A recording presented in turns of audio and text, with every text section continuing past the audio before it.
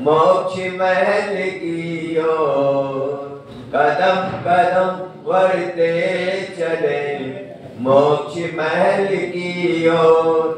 बड़े अनंता अनंत सिद्ध परमेश्वरी भगवान की 1008 श्री आदिनाथ भगवान की 1008 श्री पार्श्वनाथ भगवान की 1008 श्री महावीर भगवान की आचार्य श्री विराट सागर जी महाराज की आचार्य श्री विशल सागर जी महाराज की कामना करोड़ महाराज की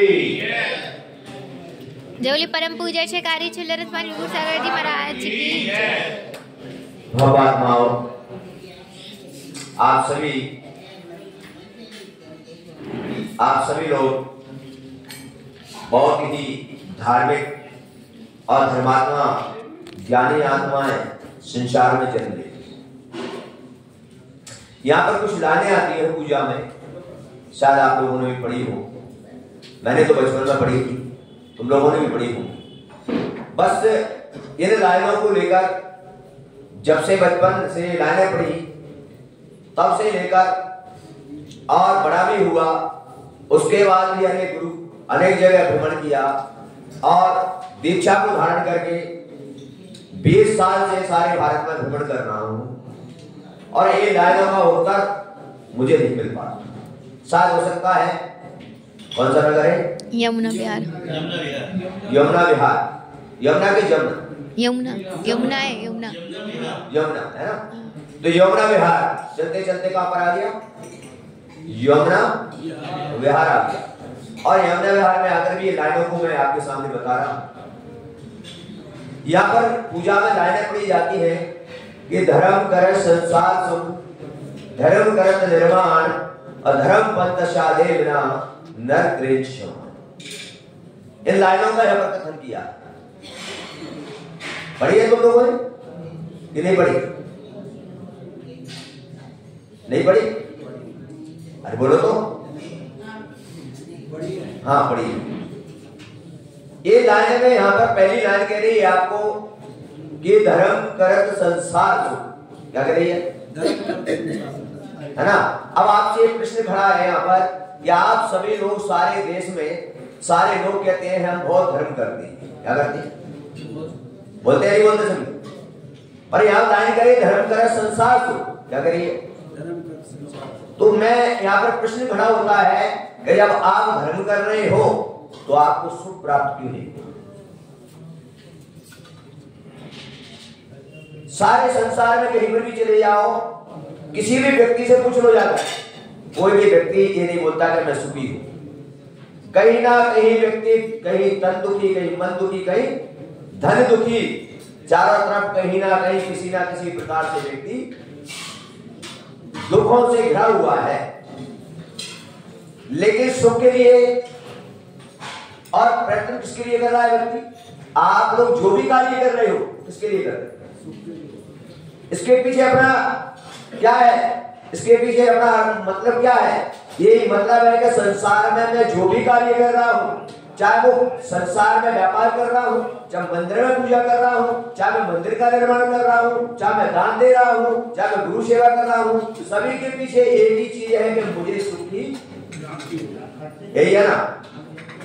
अगर ऐसा तुम्हारा भाव नहीं होता तो आप कोई भी कार्य करने को तैयार क्यों करते? आवश्यक है। इससे सिद्ध है कि प्रत्येक व्यक्ति जो कार्य कर रहा है काय के लिए कर रहा है।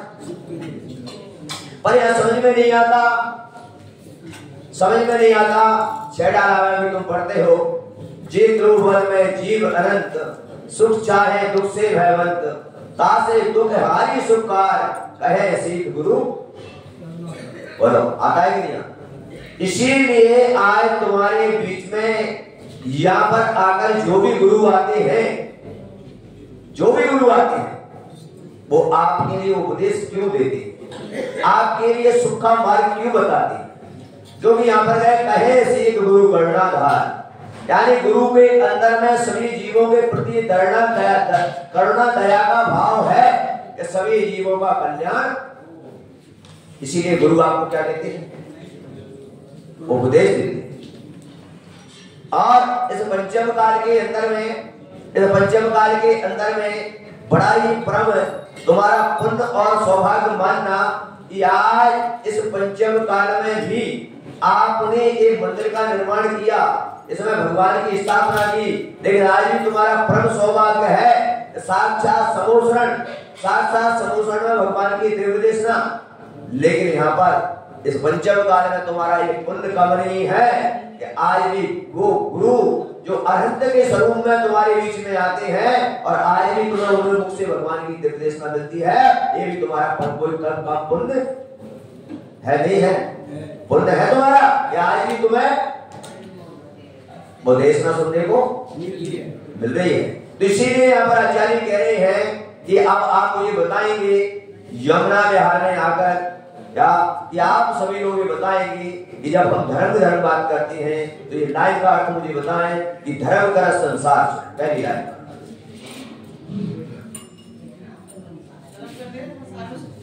क्यों? क्योंकि वास्तव में सत्य तो ये है, सत्य बात तो ये है कि हमने क्रिया को ही धर्म मान रखा है। किसको? किसको धर्म मान रखा है? बस अंतर यहीं पर है।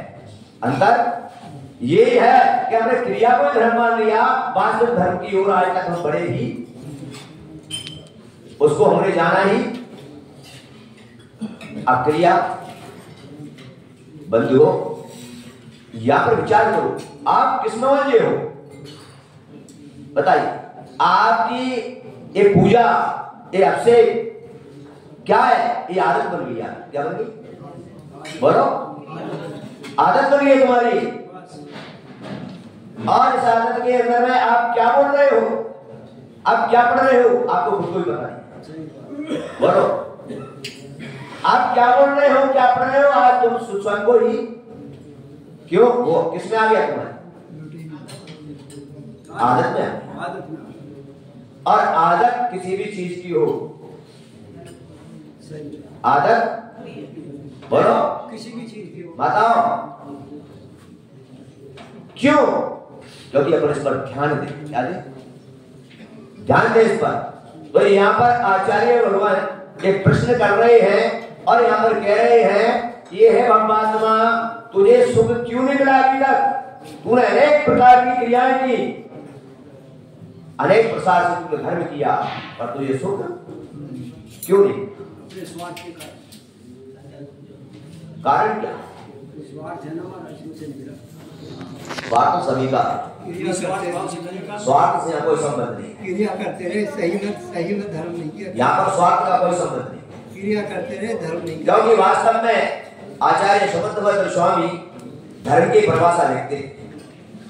आचार्य शमंतभद्र स्वामी महानाचार्य हुए जिन्होंने रतनगढ़ प्रवचन ग्रंथ में धर्म की परिभाषा लिखी और उन्होंने कहा, देश्यामी समीचीनम धर्म कर निवर्ण संसार दुख से युक्त धरे छुपे। आचार्य शमंतभद्र स्वामी लिख रहे हैं, धर्म क्या है? देश्यामी समीचीनम धर्म कर, धर्म और कर्म से दोनों से क्या हो जाए? कौन सा और कौन सा धर्म जो संसार के दुखों से, जो संसार के दुखों से छुटकारा दिला दे और उत्तम सुख या मोक्ष सुख की प्राप्ति करा दे, वो है धर्म। वो है संसार के दुखों से क्या दिला दे और मोक्ष सुख की, वो है धर्म। अब विचार, जब आचार्य भगवान के इनको पढ़ते हैं तो मन में विचार आता है कि वास्तव में अनादिकाल से लेकर हमने जितनी हमारी व्यवस्था है उस व्यवस्था से हम कभी ऊपर उठने का हमने प्रयास ही किया क्या? नहीं किया। तो यहाँ पर अब आप कुछ लेकर चलते हैं धर्म की ओर कि किस प्रकार तुम्हें लाइनों का अर्थ बताया जाएगा। अब तुमको लेकर चल रहे हैं भगवान के समूषण। सभी लोग कहां चलते हैं अपना? भगवान के समूषण। और भगवान के समूषण में सबसे पहले अपने देख है कि भगवान के समूषण में भगवान का प्रथम आपको जो संदेश उपदेश था वो क्या था? दिव्यदेशना के अंदर आपको कैसे संबोधित किया जा रहा है वहां पर? और भगवान का समूषण आया और भगवान का महावीर स्वामी का समूषण चलता है। अंतिम समूषण कौन सा था? भगवान। और जब अंतिम समूषण रहा तो अंतिम समूषण में भगवान की देशना से ही हमको सारी चीज पता। और सब समूषण में चलते हैं और समूषण में राजा श्रेणी कौन पहुंचता है? राजा श्रेणी समूषण में पहुंचता है तो बड़े ठाट बाट के साथ वहां जाता है और समूषण में पहुंचता है। पता है कहां पहुंचता है?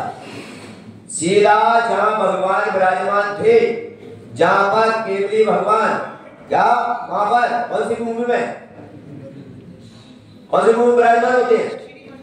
श्री मंडल भूमि कहां पर होती है? अष्टम भूमि। कौन सी? अष्टम भूमि। बाकी की भूमियों में नहीं जाता, सीधा कौन सी पहुंचता? सीधे अष्टम भूमि में। क्योंकि जहां भगवान विराजमान है और वहां पर जाकर आपको बताऊंगा कि बाकी की भूमियों का क्या विवरण है। क्योंकि समूषण के अंदर में ध्यान रखना भव्य जी भी अकेले नहीं, अभव्य भी वहां पर कहां तक जाते हैं ये विवरण आपको बताया जाएगा। क्या? तो अष्टम भूमि में जाते हैं सिर्फ भव्य जी। कौन से? वहां भव्य जी भी जाते हैं। तो वहां पर राजा श्रेणी पहुंचता है और राजा श्रेणी भगवान को वहां पर जैसे आप लोग आते हो द्रव्य लेकर, वो भी लेकर। अब राजा था वो तो राजा क्या लेकर गया हो? बोलो।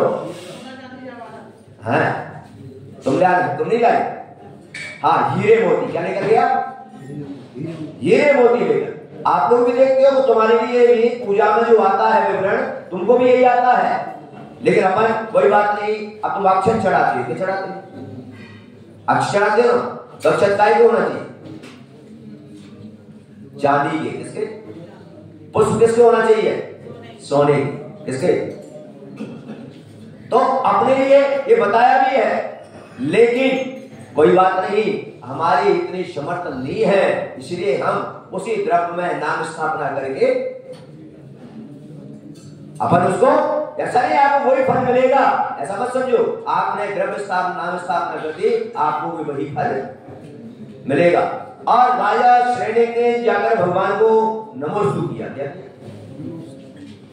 सबसे पहले मंदिर में आकर क्या करना चाहिए हमको? अरे बोलो हो गई। सबसे पहले आके मंदिर में प्रवेश करते ही बाकी क्रिया तो अपन करते हैं, निश्चय घंटा मिनट बजाती है, लेकिन आते सबसे पहले भगवान को मन से, वचन से, काय से पहले नमोस्तु करना चाहिए। आगे क्या करना चाहिए? आगे ही मन से, वचन से और काय से। अब नमोस्तु कैसे करोगे? नमोस्तु करने के लिए पुरुष वर्ग के लिए पंचांग अष्टांग नमस्कार है और महिलाओं के लिए गवासन है। क्या? अगर आप विधि पूर्वक नमस्कार करोगे तो ही तुम्हारा नमस्कार भगवान स्वीकार करेंगे। ये भी ध्यान रखो। अगर आपने विनय में थोड़ी भी कमी कर दी तो आपका नमस्कार स्वीकार नहीं है। इसीलिए सबसे पहले विधि कौन सी? नमस्कार करो। क्या करो? आते ही आप लोगों के लिए पुष्पर पंचांग का मतलब है घुटने और डोरी गिर जाए और माथा जमीन से एक, और अष्टांग समझिए पूरा लेकर। और आपको उस समय ऐसा नहीं क्या इस पर किसी की मजबूरी है, क्या है? तो भगवान से कहे भगवान मैं आपको नमस्कार को उसी प्रकार करना चाहता हूं और मेरे शरीर में कोई कर्म की बाधा है, इसलिए भगवान मेरा नमस्कार आप स्वीकार कर लेना, क्योंकि मेरा शरीर, क्योंकि आत्मा तो मेरी का किसी प्रकार की दिक्कत नहीं है, आत्मा तो लेकिन शरीर है, और शरीर में बाधा आने के कारण से मैं आपको पूरी तरह नहीं। ऐसा पश्चाताप भी होना, क्या होना चाहिए? ऐसा मन में पश्चाताप भी होना चाहिए क्या? और अगर आप पश्चाताप नहीं कर रहे और उसको शौक बना लिया तुमने, तो आपको पुण्य नहीं पाप क्या हो जाएगा? पश्चाताप होना चाहिए उस समय। आप अगर ऊपर भी बैठ रहे हो कुर्सी पर, तो मन में गिलानी होना चाहिए, पश्चाताप होना चाहिए। क्या होना चाहिए?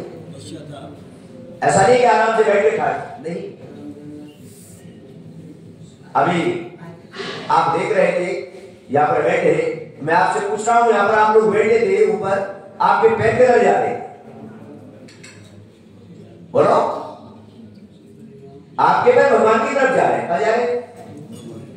बोलिए, चल। जिसको भी ऊपर बैठना है, क्या तो साइड से बैठे, आगे फ्रेंच टेबल होना चाहिए, उसके आगे प्लाई लगी होनी चाहिए, जिससे कि भगवान को पैर ना लगे। कितनी बड़ी चीजें हैं, सोचो, विचार करो। और राजा शरणी ने भगवान को नमोस्तु किया।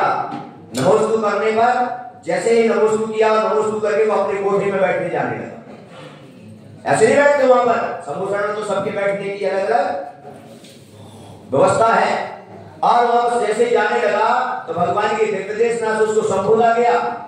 आप लोगों को भी संबोधा जा रहा है, वहां पर संबोधा गया, ये राजा शरणी, तेरे अंदर अभी भी अभिमान अहंकार है, अभी भी तेरे सम्यक दर्शन में कमी है। क्या है?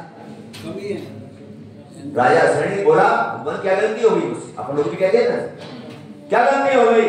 तब भगवान की देशना से संबोधा गया, हे राजा शरणी, तूने मुझे नमस्कार कर लिया, मुझे नमोस्तु कर लिया, तेरे मन में हो गया कि मैंने भगवान को नमोस्तु कर लिया, अब मुझे किसी को नमोस्तु करने की जरूरत। लेकिन हे राजा शरणी, यहाँ पर मुनि बैठे हुए हैं, यहाँ पर अलका बैठी हुई है, यहाँ पर छुल्ला के बैठे हुए हैं।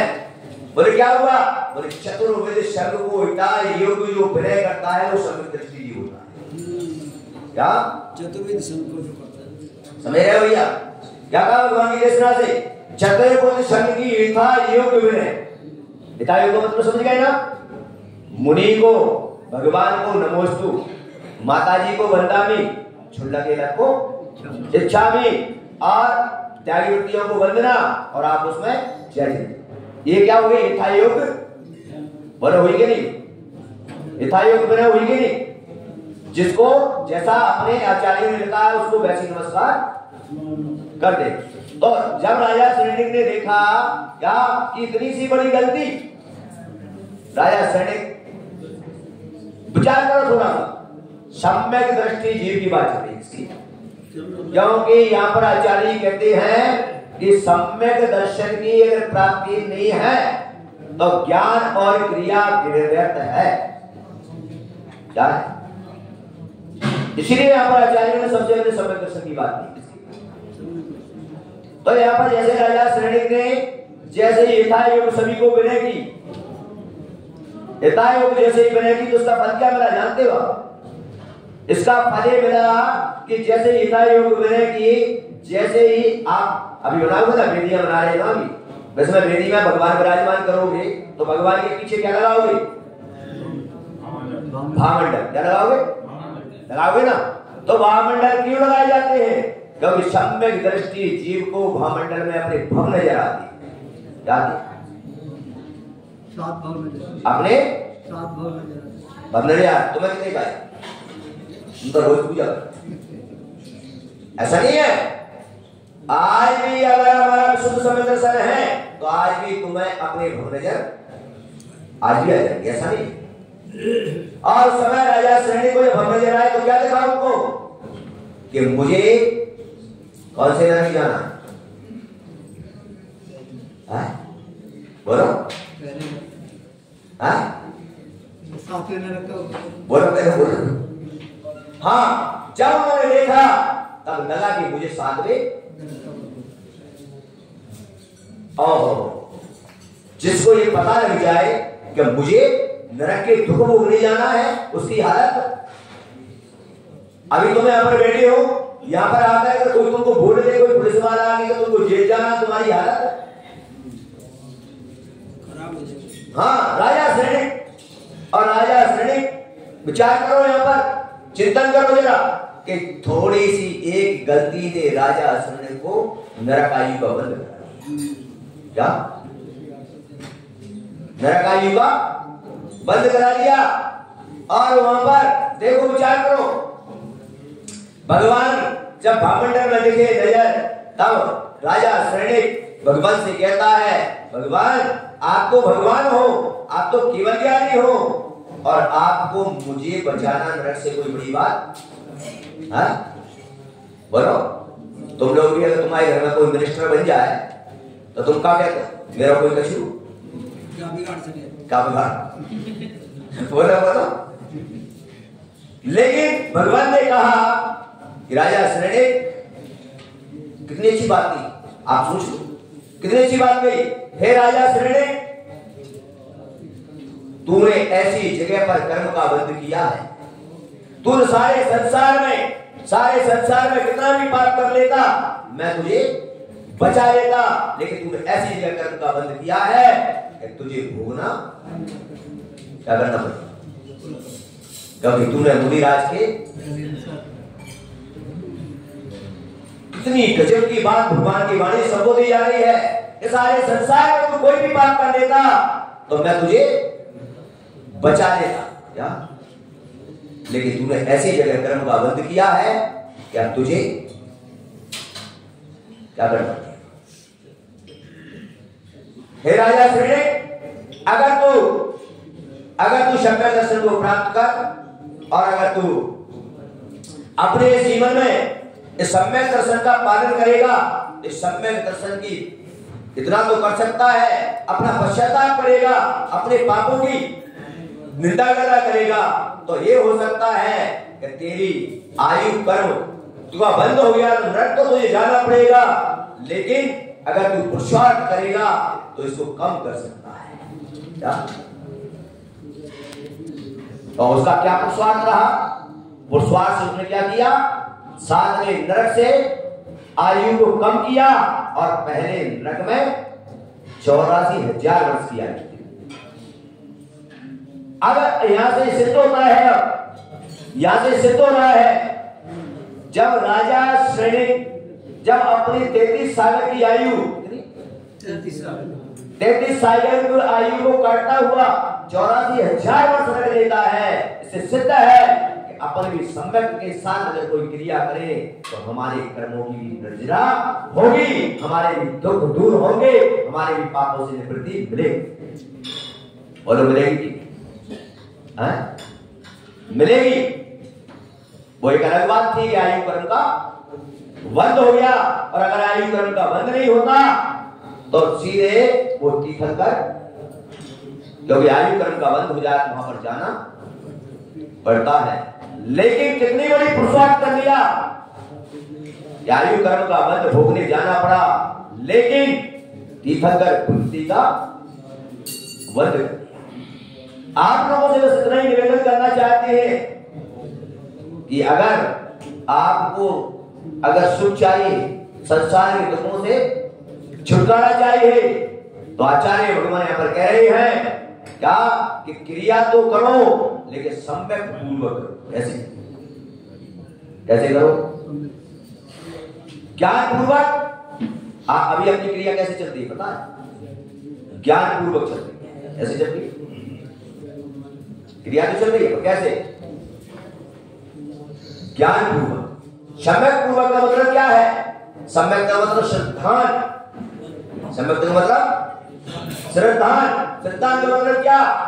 जैसा लिखा है, जैसा हमने पढ़ा है, क्या उसी प्रकार का मार्ग हम प्रशस्त कर रहे हैं? श्रद्धा है। क्या है ये? श्रद्धा है। तो कैसे करना हमको? शब्द कैसे करना? आगे राजा श्रेणिक जब कहते हैं कि मुझे बचाने का, भगवान से बचने का कोई उपाय बताओ। तो राजा शरणिक से भगवान ने कहा कि राजा शरणिक आप धर्म करो। क्या करो? क्या कहा? धर्म करो।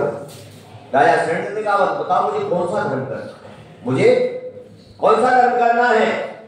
तो राजा शरणिक को बताया कि धर्म दो प्रकार का है, एक श्रावक धर्म और एक मुनि धर्म। कौन सा? एक श्रावक धर्म और एक मुनि धर्म। तब राजा शरणिक प्रसन्न से हुए, उन्होंने कहा ठीक है मैं मुनि तो नहीं बन सकता, मुनि तो मैं, लेकिन श्रावक धर्म का तो पालन।